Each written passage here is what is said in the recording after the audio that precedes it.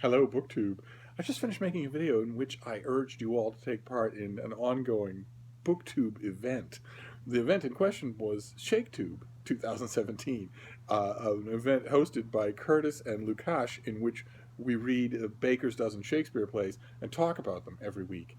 Uh, but I no sooner finished that video than I realized that it's the 1st of September, and that means there's yet another absolute appointment event going on BookTube, and that is, wait for it now, Decamorama.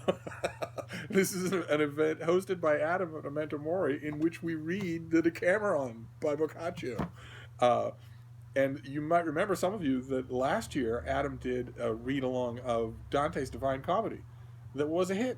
He introduced in by adopting a low key, friendly, approachable, no pressure attitude towards reading this absolutely canonical work of Western literature. He introduced it to a large number of people who might just have kept putting it off otherwise. And if it's true that Dante's Divine Comedy can be intimidating, I think it's even more so true for the Decameron.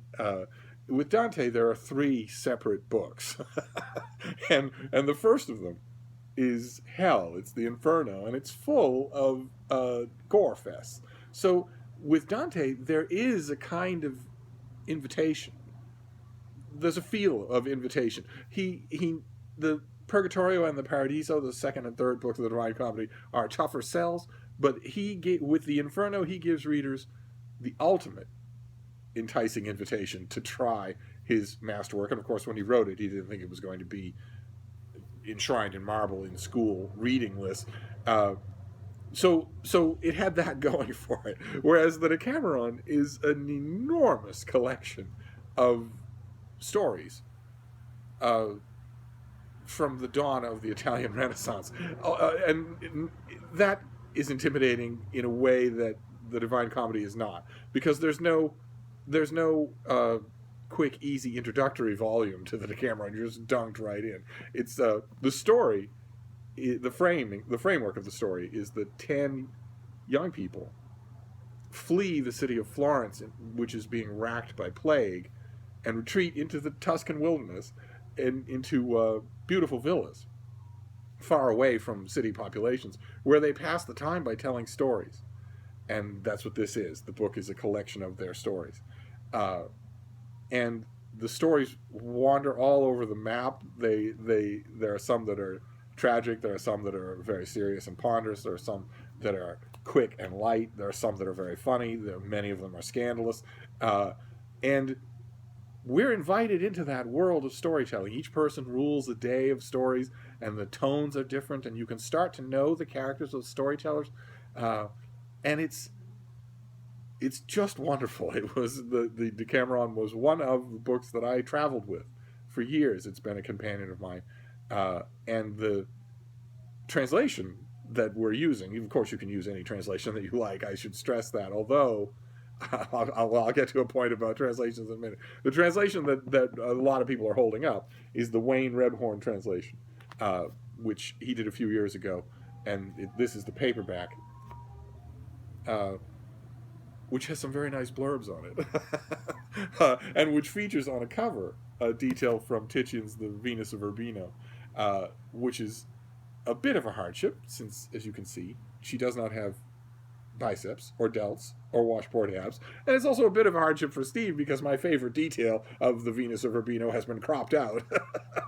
Let's just put it this way: if you're not familiar with the painting, the Venus of Urbino is actually sharing her bed with someone, and I'd rather have a close-up of that someone than I would of her. but anyway, Rebhorn takes a stiff broom to Boccaccio. Boccaccio wrote this thing in 1350, thereabouts, and he wrote it in vernacular. He didn't write it in scholarly Latin, but you'd never be able to tell that from a lot of the translations that are out there. A lot of the translations that are out there are so stiff that they just put you off completely. Translations even from 50 years ago, centuries after the book was first delivered to the world, even 50 years ago, translations of this work can sometimes be just incredibly wooden. so that they're the despair of school children, and a casual reader picking one up. Oh my God, they wouldn't get more than 5 pages. Rebhorn gets rid of that completely, brings you back to the clear line of Boccaccio's Italian, and strengthens it here and there with idioms and shortcuts and whatnot. And the result is a very inviting English language version of the Decameron. So although any translation will work, in this particular case, the Rebhorn this translation will be in every bookstore, and it will be in every library. The original hardcover doesn't look anything like this, but so you just want to look for his name.